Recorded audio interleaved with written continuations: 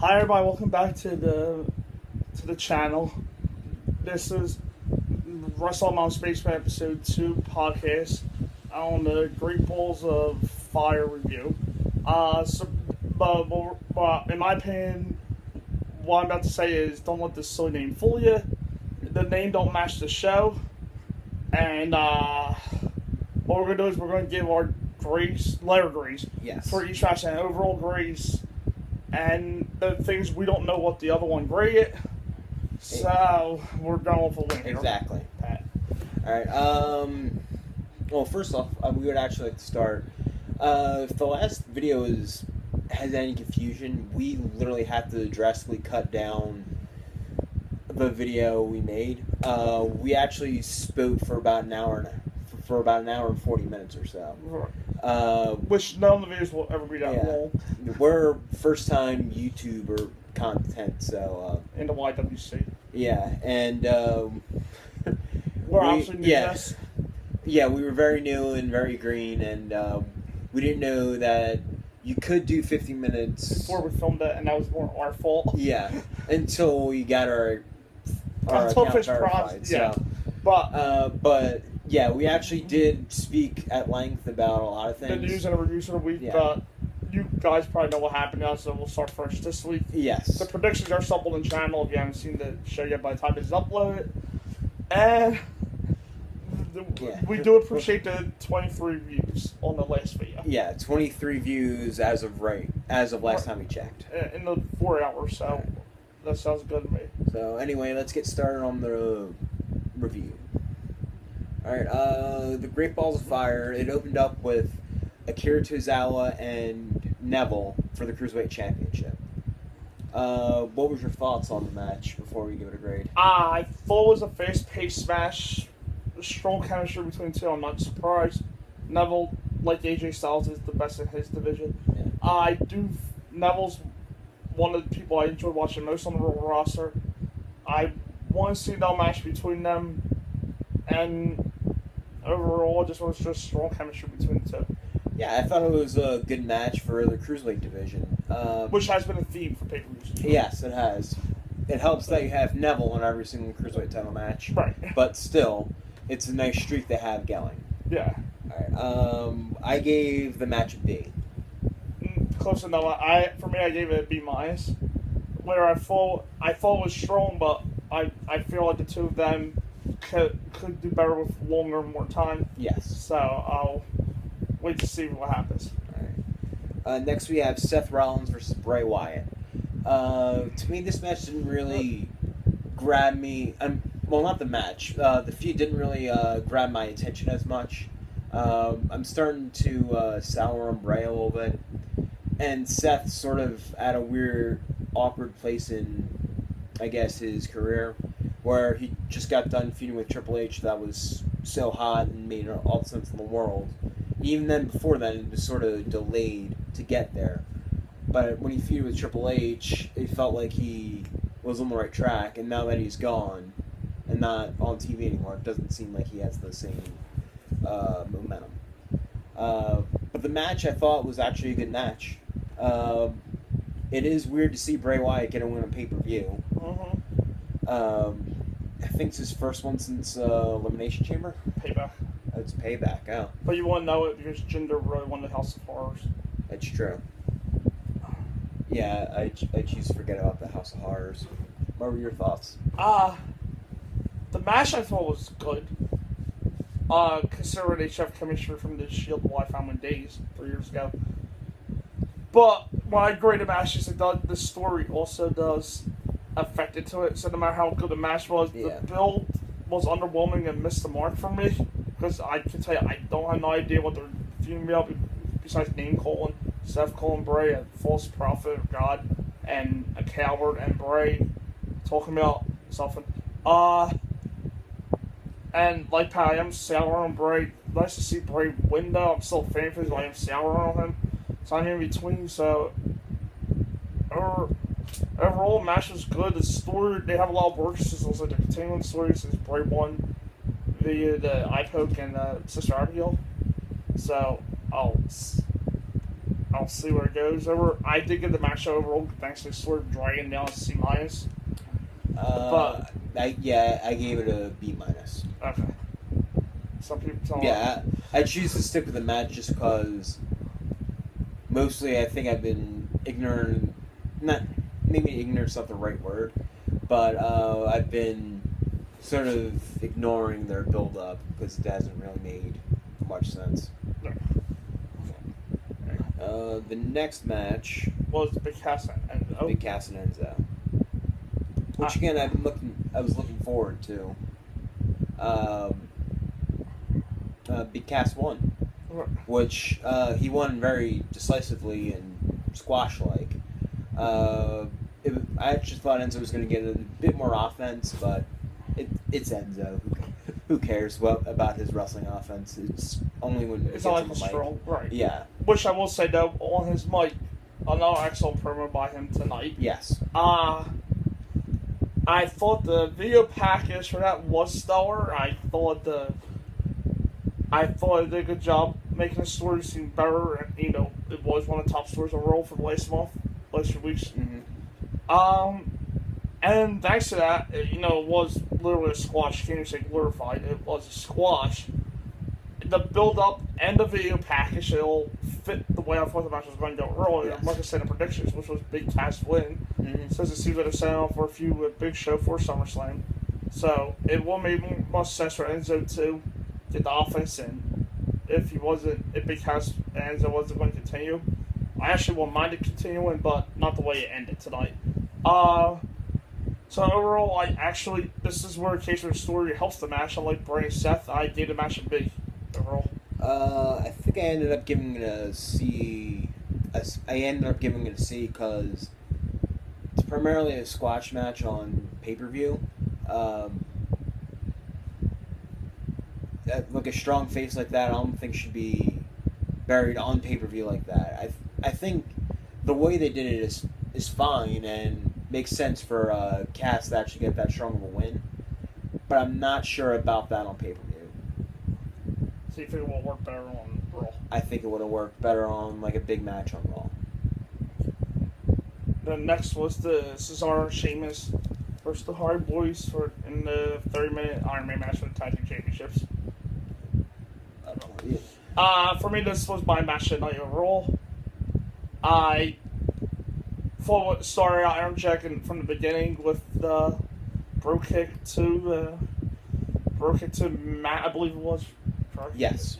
But that was a smart way. Made Cesaro and Sheamus look smart, and the ending was smart too, with the blind tag to Sheamus and Jeff and the twist face swanton combo on Sheamus, with Cesaro jump on Jeff on top for pin. The running leg from Jeff at the end was brilliant too. It does look like I think the feud's continuing. I don't know where they go from here. Yeah, I'm not sure how you can top an Iron Man match. Right. Well, I'm not sure how they could top this match in general, unless it's a louder TLC match. But with TLC being moved to October now, I believe, I don't see them doing a louder TLC match 2 months after Money in the Bank at SummerSlam or 2 months before TLC, either SummerSlam. Yes. So I'm not sure where it goes. I thought the Revival will. That's part of for the Hardys will win. The Revival will move in. Yes. So it looks like Sheamus is going to work for filming. And the end of the match, though, I do think might be signs or good excuses, at least, even because if they didn't get it yet, to turn Matt Broken with the pole, the open cut, which I'm not sure if it was intentional or not. Yeah. It played in pretty good. It played it perfectly for what they were going for. Yes. And they did focus on it then. To try and wipe him off. And Matt did have a crazy look on his face. But I could just maybe because the blood was in his eye and he was trying to move it. But if it's broken, overall, I gave the match an A. Yeah, he did look like he was slowly but surely heading to the broken gimmick. Yeah. Yeah, I thought the match was fantastic. I just like the high drama in there, where the Hardys took the longest time to actually tie up the score, and definitely. then within the last 30 seconds or so, Cesaro rolled up Jeff and got the lead and started running away from Jeff. And then, I want to say with 5 seconds to go, Jeff hit the Twisted Fate and didn't able and wasn't able to get on until 2 seconds left, Yeah. which created a 2 count. Yeah, I'm going to give this match an A. We agree. Next was Alexa and Sasha for the Raw Women's Championship. The ending disappointed me with the KO. Not gonna lie. They won me back over with the brawl afterwards. And I actually thought the match was on its way being excellent, which surprised me to say about Alexa Bliss match. In terms of that, I'm not surprised by Sasha because what she is on, she is right up there with the best of the company. There's not much else to say. I do want. I'm glad if he's continuing. No offense to Nia, this should be the match for SummerSlam. I won't mind if they threw like Emma or Mickey into it too, because Emma and Dana had a little thing on the pre-show. Looks like they're getting back kickoff. Looks like they're getting back together, which is the best use of Dana too right now. Overall, I gave the match a B. Yeah, I actually gave the overall the same score. It's probably the best Alexa Bliss match I've seen from her so far. Yeah. And I'm also not sure about this, but this match was actually pretty. Had a lot of vicious offense from Alexa on the Sasha. Yeah. I know there's rumors of them having beef with each other in the past, and maybe that played out, or maybe they were just playing along with that. Who knows? But I thought this match was a good showcase for Alexa's so far lacking talent in the ring. I agree. Yeah. So you gave it B as well, right? Yes. Up next was the Intercontinental Championship between Dean Ambrose and The Miz. I thought the match had a lot of moving parts and logical layout. With that being said, just like Bray and Seth without the logical layout, I thought it was just there and probably was my other worst match of the night. And it's shame to say because the Intercontinental title on SmackDown has obviously been more successful than was a Raw. Just like Raw was doing with the United States title, SmackDown's doing go with the United States title. But I enjoyed a few back on SmackDown when Renee and Maurice were involved. But this I'm glad I think it's over now that Miz retained. Like I said, I did like the action. I did like the logic they used to have Miz win because it does protect Dean. He's still popular, but overall, as part of the Bray and Seth situation, I did give it the same grade, which was a C-, because I don't really remember the match, and it's only about 49 minutes after the pay-per-view ended. And I don't, a little less than that, actually, because it ran long, and I'm not sure what the real fully remember it. Yeah. The beginning of the match to me felt kind of dull, almost. Like there were things happening in the ring. But I think the first thing I actually remember in the match right now is the it kicks. That's just because the name, Brian, and Brian, apparently the name. Yeah, and the name of them is the it kicks. Right. It is probably. I'm actually going to give it a C. I'm going to put it tied with probably my worst match of the night. Up next was Braun Strowman and Roman Reigns ambulance match, and it had a big fight feel. It delivered. The nothing about it was off. It was my second favorite match of the night overall. I actually thought that might be my favorite match of the night, or second. Yeah. It was my second. It was, but the match that wasn't the match I thought it was going to be. You know, I'm not surprised. Yeah. Overall, it's probably the best ambulance match I've seen, but like when I'm covering predictions, there hasn't been many bad ambulance matches I can remember. Maybe John Cena and Kane, that's about it. Yeah. But overall, I gave it an A-, and the aftermath, which I don't want to go too far in detail until I see what they do on Raw this week, then go into that on the review on Friday. But to me, it felt like a double turn, where was there intention or not. But there has been what they did. They spent a lot of money on stuff that was intentional. That they sure as hell made me feel like a heel turn, because that was those heel things Roman. That's two heel things Roman's done this year since being with the Shield. That was retire Undertaker and that, and they could have Braun escape the ambulance with nobody looking and attack Slayer and Hawkins, but they didn't. They showed Braun struggling to deal, but eventually walk away his own power.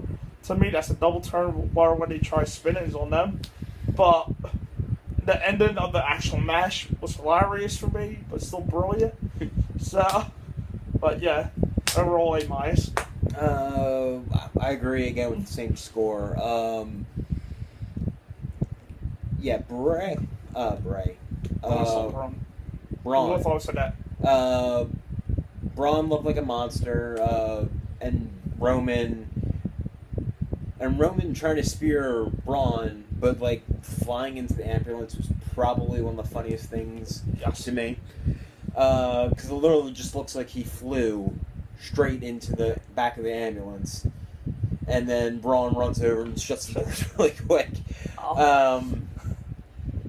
I do agree. If that's not the intention, they're doing a very funny job of making Roman look like a strong face, or face of the company. Yeah, he retired Undertaker and came out the next night saying this is his yard now. I don't know how he wasn't a heel after that. And now he pretty much destroys a person, almost attempted murder, practically. And he looks like a sore loser. Yeah, looks like a sore loser. And Braun comes all sympathetic with the way he walked away. The way Angle looks at him is, "What the hell is wrong with you?" Right. He's got to be a heel. Yeah. There's no way around that now. I am interested how they will spin that now and then. Yes. Next was Carl Heath Slater, but I'm not going to really go into that. The main story in that was pretty much Strowman getting out of the ambulance. Right. If I had to grade a match, I guess it would be an F because we didn't see the finish, but I'm not going to grade a match. I'm not even sure if it was 3 minutes, to be honest. Yeah, like, to be worth grading, so I'm just going to move on there. Yeah. Just future rule. 3 minutes is the limit to where we'll actually grade it. Right. Except for like very special circumstances. Something like not to go off topic, but like SummerSlam 1989 with Ultimate Warrior and Honky Tonk Man. The match was only mere seconds. Can't remember them out off the top of my head, but it created a special moment, and it was perfect for Honky Tonk Man to lose the title. Yeah, and overall be like, hey. I'll also put in Brock and Goldberg from Survivor Series in that category as well. Because that was something that's been the last few years building to make Survivor Series so big again. And no offense, but Heath Slater and Kurt Hawkins are not going to have that special moment that those matches had. And then that leaves us with the main event for the Universal Championship. My favorite title in WWE. Yeah, right. My Twizzler title. Brock Lesnar versus Samoa Joe. I wanted the match to be longer, but that's just selfish. What they did do, though, is out of everybody's fought Brock and recently, minus Goldberg and Undertaker, Joe's in the same company as them in terms of standing toe-to-toe with Brock. I would have liked to know at 5 to make it look like Brock struggled some, but at the same time, I thought it made Brock come off looking like a lucky win. That was dominant win. That was also probably time too. Yeah, the time to could also be time. Ironically, the 30-minute Iron Man match, let's just make matches short. Apparently, around the pay-per-view, longer set. And the Braun and Roman angle, obviously, too. Did that add to that? Overall, though, the story was always there. The match was always there. I didn't think it was as strong as Braun and Roman or the Iron Man match, but I felt like it was right behind there. I literally gave those matches an A minus. I'm giving this a B plus, just right there. I did feel that it did make Joe look like a monster, and same time with Brock. And honestly, I wouldn't be surprised if it's a fatal 4-way at SummerSlam between the 4 monsters overall at this point for the Universal title. I'm actually willing to give this match an A minus. I thought Joe was actually very dominant. From the get-go, he came out and pretty much destroyed Brock for a bit before Brock started getting the suplexes. And then even then, Joe pretty much tried to choke him out the entire time. Yeah, that's true. Yeah. It was pretty much a fluky way Brock actually won, which has been Brock in many, many, many, many years, even if ever. Right.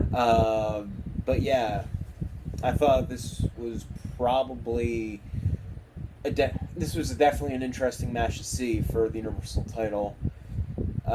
Probably the one I've been most interested in seeing, and the build up actually helped that a lot for me.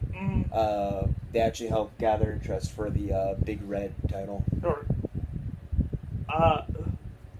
And I guess now time for our overalls. You go first here since I started off. I gave the overall an A. I was fighting, but I did cave and actually managed to give Great Balls of Fire A as well. Yeah, because surprisingly, the name with Great Balls of Fire apparently is the pay-per-view of the year. Yeah. Or at least I read with WrestleMania. WrestleMania had more moments, but this was a way better card in terms of action, I thought, for the most part. And although surprises that Raw has the pay-per-view here, potentially, it definitely helped. Raw has a lot of momentum now. That is going to make SmackDown, I think, hard to top with Battleground for the month. Maybe it's a pattern they started this week, because I thought Raw was actually better than SmackDown, which is really unusual for me, because I believe blue for SmackDown. Yeah, I thought this week, I guess because there's a holiday show, and I feel like a holiday show SmackDown's better, just a tad better. But I do feel tonight was the start. Raw's strong momentum they need to keep up. Yeah. But I do think Raw has a potentially strong card on their hands for SummerSlam, which they should. Yes. Anything else you want to add? No, I think that's it. So that was a surprisingly, well, not based on the card, a surprisingly good show. Yeah. The card delivered the name. No, the name's not effective, but seriously, it's still called Great Balls of Fire. Yeah. Then that's it for now. See you during the week with the news. Yes, on Friday. On Friday we'll have our big review of Raw, SmackDown, NXT, and 205 Live. Right, and a segment that will be tried to do weekly, like little different fun stuff. Like this week, we're going to do our favorite dream matches. Yeah. Or dream matches we want to see that never happened WWE from the current roster. Yeah. Involving Raw, SmackDown, roster. NXT. Main roster and NXT. And 205 Live, yes. Yes. Which is also main roster by Castle Fort Brand. So until then, and then don't forget to follow us on Twitter down in the descriptions below at the Patrick Young 215. At the Joe Venuto 215. And you can follow this podcast. Twitter at Wrestling INB. Sorry. Wrestling INB on Twitter. And thank you, and see you during the week. All right. Bye. Bye.